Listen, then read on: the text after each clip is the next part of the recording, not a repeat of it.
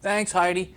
I'm here this morning with Jamie Hilsinger. Jamie is the new CEO of the Bushplane Heritage Center. Thanks for joining me, Jamie. Thank you. I'm actually the executive director. Oh, sorry, the executive director, CEO. You're the person at the top. You don't want to get too much pomp You don't want to and get too much circumstance. power, too much pomp and circumstance. Well, okay, we're going to demote her to executive director. Thank you for joining me today, Jamie. No problem. So you've been there, what, a couple months now? Yeah, I think I just kind of got to the 2-month anniversary. And what are you learning in your role there that maybe you didn't know about the museum ahead of time? Oh, well, I did do a lot of discussion beforehand, so I had a pretty good idea when I walked in what to expect. But it is a huge building. It's got so much fantastic history to it with the Ontario Provincial Air Service. The collection is really interesting and diverse and tells such a great story. So I'm learning about planes, I'm learning about the history, and I'm learning all kinds of different skills and working with my team to really create a dynamic and fun place to go. And we've had things like Science North come in and a few other Atomica and stuff just recently. What else can people start to expect maybe down the road that could be coming in to bring people in? Or why would you have people come into the museum? Oh, I just think there's so much going on. You can go and explore the planes hands-on. The story, you can follow different stories. There's always something new to see or to understand. It's really, there's so much there. It's hard to see it all in one visit or to really take it in. From the kids side, we have our children's center, so it's a great place to kind of let the kids burn off a little bit of energy and still maybe learn something at the same time. So good for parents and kids.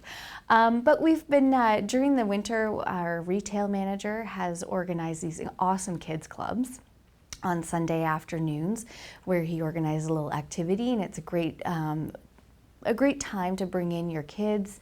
There's a reduced admission cost, and they can do the activity. You can't leave them. Sorry, we don't babysit, but you can have some fun together and burn off some energy. So one of the things when I talk to Edie frequently is Bushplane Days have had to be kind of reduced a little bit for the last couple of years because of COVID. Is that looking like it might be something, rules in play that might happen the way it used to be? Yeah, well, knock on wood, and I don't even know if this is wood.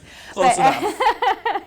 We are planning for a lot more events throughout the year, including Bushplane Days. So we're just kind of finalizing some of the details about that. We do have our a spring craft and gift show coming up next weekend, April 9th and 10th. And I think that'll be kind of a good start. We've traditionally had our holiday gift and craft show. So this one's more focused on Easter gifts and Mother's Day and graduation and all those kinds of things. So it'll be a really fun way to kind of kick off different events that'll be happening throughout the year.